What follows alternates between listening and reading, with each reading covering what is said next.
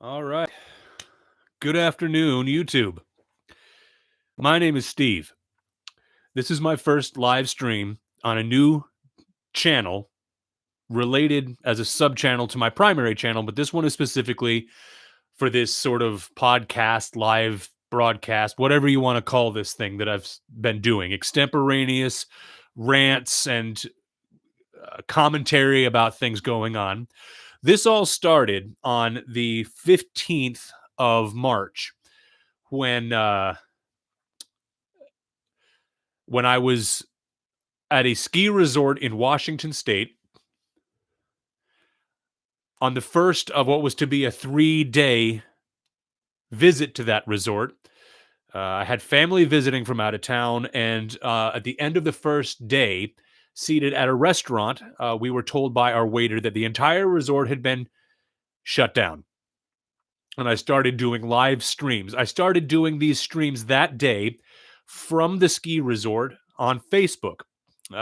Just wanted to try out doing live videos. I did some 50 consecutive days of these broadcasts. Everything from nearly hour-long rants to just about a 2 or 3 minute clip from some lake shore where I'd escaped the city to camp for the evening. There were problems with the Facebook system, so I decided to bring things over here where I can probably do a better job of networking what I'm doing to an audience that may be more receptive than the audience to which I had access through my Facebook page.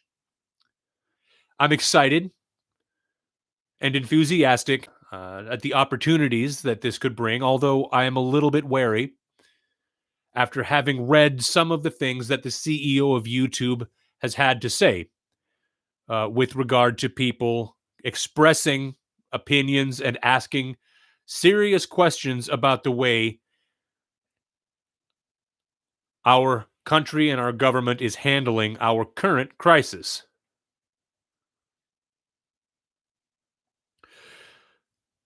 So we're just going to see how this shakes out. These streams, at least for now, are going to primarily take aim at what's going on in response to the current national crisis.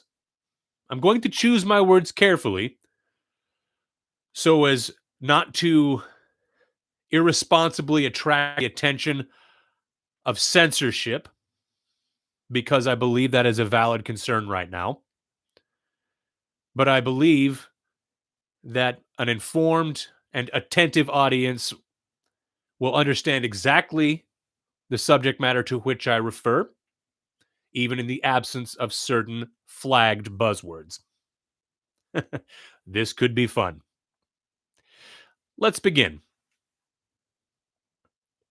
Today is May 16th, 2020. The time is 3:38 p.m. Pacific Daylight Time.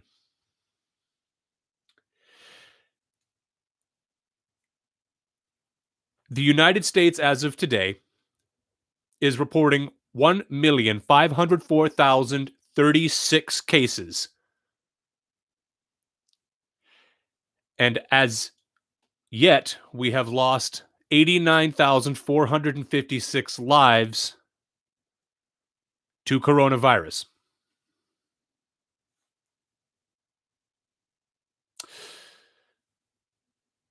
Worldwide, the numbers 4,708,435 positive or confirmed cases, out of which the official report is that 311,954 people have died as a result of the current disease. There are some numerical inconsistencies that I've noticed in the official report. I take these numbers from worldometers.info/coronavirus.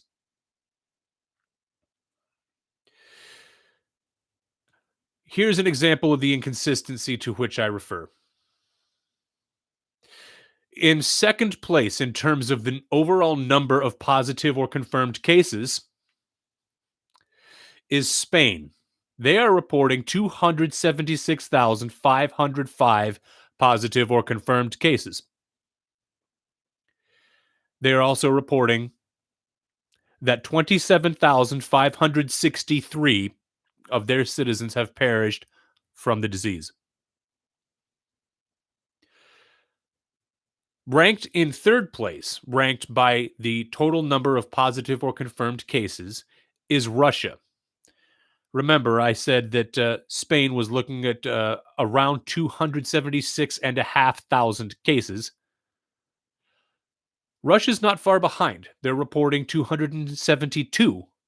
So a difference of about 3,500. I'm sorry, 4,500. But still, 4,500 out of over 270,000. That's not a big difference, relatively speaking. But you know what is a big difference? Where Spain is reporting 27,563 deaths, Russia is only reporting 2,537.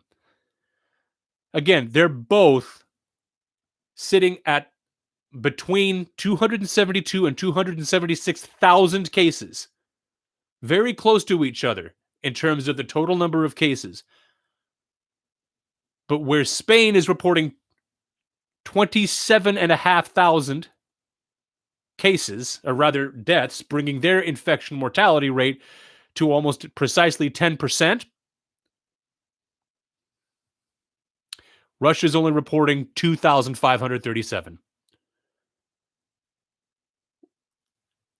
So Spain has 10 times the infection fatality rate of Russia.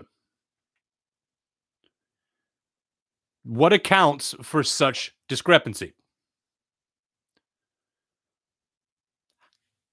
How do we know that there is any standardized approach to the way that these figures are collected and tabulated?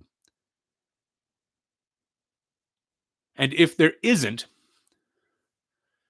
then why are these numbers compiled in such a way as to make it look like the method in gathering this information is consistent? I submit that it is not consistent. As we examine our nation a little more closely, the state of Washington, where I live, is currently sitting at 18,901 positive or confirmed cases. And we have officially exceeded 1,000. Our statewide death toll is currently sitting at 1,008.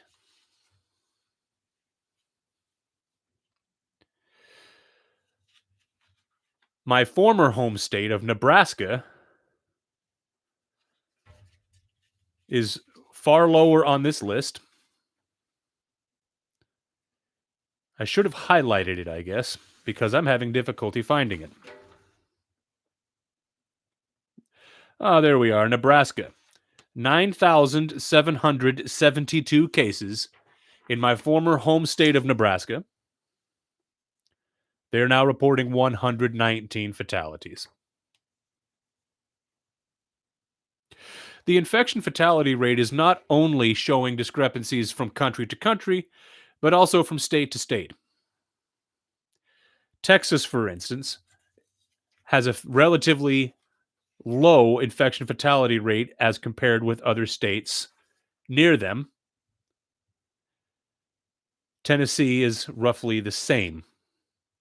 Tennessee is reporting 17,288 cases with 295 fatalities, where again, here in Washington, we're looking at 18,901, but we have almost 5 times the number of fatalities. Again, an internal inconsistency that has yet to be adequately explained from my point of view. As we examine the nation's attempts to mitigate not only the health and public safety aspects of this crisis, there comes another element, the political angle.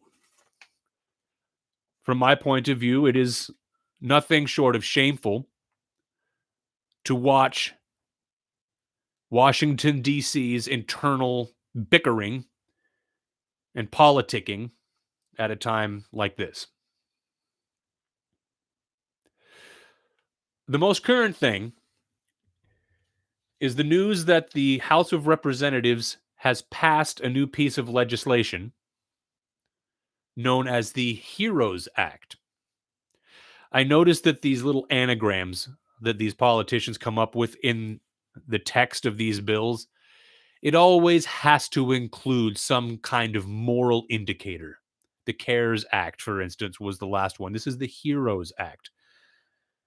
The Health and Economic Recovery Omnibus Emergency Solutions Act. HEROES Act. When Congress was laboring to pass the last relief package, which was the largest in history by far,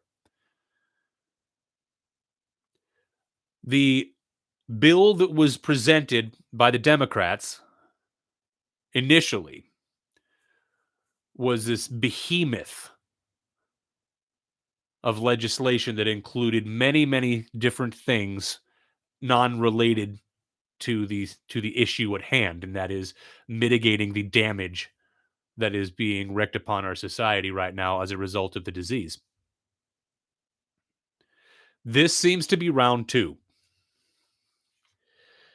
This is an 1,800-page bill, which is a laundry list of Democratic priorities, starting with another $875 billion for state and local governments and $20 billion each for tribal governments and United States territories.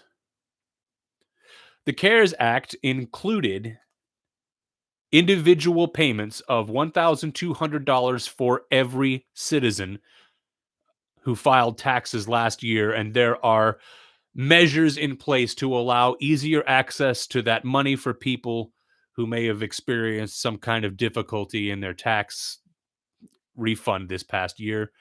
This is going to offer another of those checks, which I'm not opposed to. But what is interesting is that this new round of legislation is also designed to include $1,200 payments to undocumented citizens. I'm sorry, undocumented immigrants. They're not citizens. To me, the concept of citizenship is meaningful. Perhaps that's an unpopular thing to say. Perhaps some people wish to suggest that referring to some people as citizens and to others as non-citizens is in some way to negate their humanity. I do not see it that way. This is from, I believe this is from Vox.com. This was published just today. The House's latest coronavirus relief bill gives stimulus payments to unauthorized immigrants. This is by somebody by the name of Nicole Nerea. I believe I'm pronouncing that right. House Democrats voted in favor of offering stimulus payments to unauthorized immigrants. What a padded way of saying it. Unauthorized immigrants. Illegal aliens is apparently too offensive a term. Offering stimulus payments to unauthorized immigrants Friday night, prevailing over Republican efforts to strike the provision from the latest $3 trillion coronavirus relief bill. $3 trillion. That exceeds the amount of the last payment by nearly $1 trillion, although we'll see how far this goes. The HEROES Act, which passed the House on Friday, would make tax-paying immigrants and their families eligible for federal stimulus funds, regardless of their legal status. Under the $2.2 trillion CARES Act, signed in late March, only immigrants with Social Security numbers and who fulfilled certain residency requirements were able to receive the payments, meaning unauthorized immigrants and many temporary visa holders were excluded. Not only would this current bill, the HEROES Act, approve prospective payments in the future to undocumented immigrants, it would also retroactively approve them for the last round of stimulus checks that was passed in March. An irresponsible appropriation of taxpayer money, if ever there was one. Another part of this bill that I found to be interesting, on page 1066 of the HEROES Act begins a 25-page section which may be cited as the Secure and Fair Enforcement Banking Act of 2020. There's another one of those anagrams, the SAFE Banking Act. SAFE. Secure and Fair Enforcement. SAFE. The purpose of this section is to increase public safety by ensuring access to financial services to cannabis-related legitimate businesses and service providers, and reducing the amount of cash at such businesses. Now, it is true that in states where recreational marijuana has been legalized, stores, weed stores, they're everywhere. They're right on the major streets next to bars and restaurants with big windows going from floor to ceiling. Very inviting and friendly, but they're only allowed to accept cash or cash equivalents. And when I say cash equivalents, I'm referring to you used to have to just go to an ATM, which they had in the building, and pay in direct cash. Now you can just use a debit card, which will actuate what they're calling an ATM transaction right there at point of sale. Part of this bill, part of this subsection, the Safe Banking Act, which, by the way, includes the word cannabis 68 times within that 25-page section. Anyway, it'll give these businesses access to the kind of banking and banking services which would allow them to take debit and credit card payment and not just cash or ATM type transactions. That would reduce the amount of cash that is on hand at these facilities, which is arguably a good thing, because if people out there know that these weed stores are full of nothing but cash in terms of how they pay their own bills, then that might be, putting them in a very dangerous position. That could make them a very tempting target for burglars and such. The opposition to this bill points out something that I hadn't considered. I read a news article, I think, from somewhere in Colorado, one of the first two states, along with Washington State, who legalized the recreational sale of marijuana. That is that when you open this sector of business up to that kind of banking and those kinds of banking services, you are allowing certain criminal certain criminal elements, such as drug cartels, easier access to our banking system. So essentially, we're trading one criminal risk for another, according to that particular point of view. Now, this is a very interesting topic. I myself support the legal sale of recreational marijuana. But I don't think that is an issue which has anything to do with mitigating the economic damage of the pandemic and the associated mitigation strategies.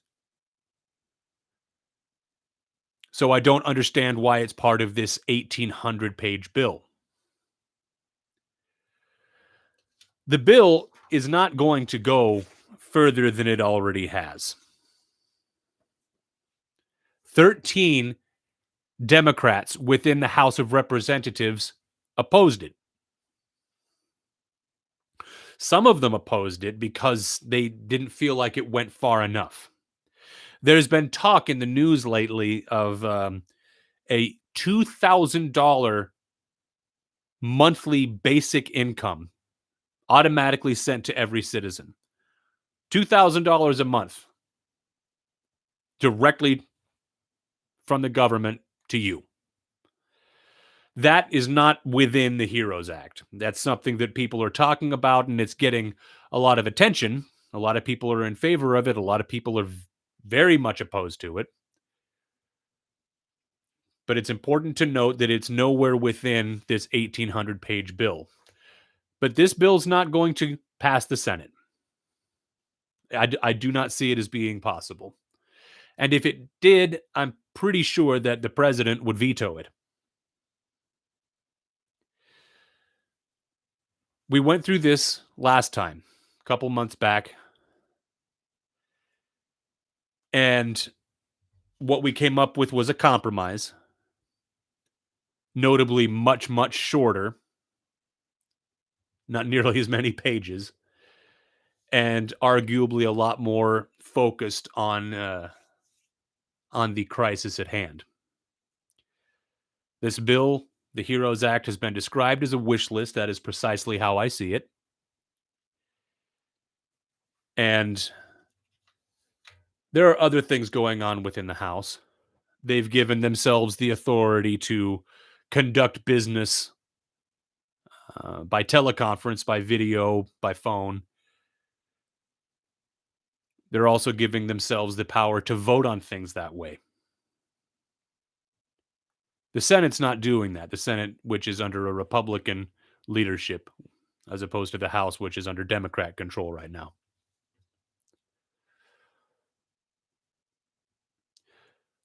It may be within the bill. I haven't found it yet, but the House, whether it's within the HEROES Act or not, is trying to pass legislation that would impose upon the entire country the same kind of voting methods in elections that California uses, mail-in ballots and the like. I'm going to have to flesh out my own understanding of exactly how that works, but it is a system which is far more vulnerable and susceptible to fraud and tampering than the more conventional and traditional style of voting to which we've grown accustomed nationwide. I will go on record as saying that I'm against changing the way that we vote. I'm against normalizing mail-in voting. The threat of voter fraud is very, very real. With the way that the most recent election has been portrayed, the fighting that has taken place subsequent to the results of the 2016 presidential election, if we change our voting system to something which, again, is far more susceptible and vulnerable to fraud, then the subsequent fights and recriminations and demands for recounts and outright resistance to election results is going to expand exponentially. The chaos will expand exponentially. And the national public trust in our election process is going to be further eroded even more than it already is. And the fact that the current pandemic and the lockdown has been the catalyst for this current debate about how we vote, to me, is shameful. For anyone on either side to view what's happening now as an invitation to forcefully push their own political and policy ambitions is a violation of the public trust, and it should be responded to accordingly.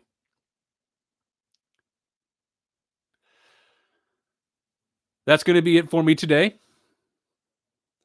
I'm looking forward to many more of these, even if for no other reason than just to keep a record and a documentation of my own view of this very unprecedented and very surreal chapter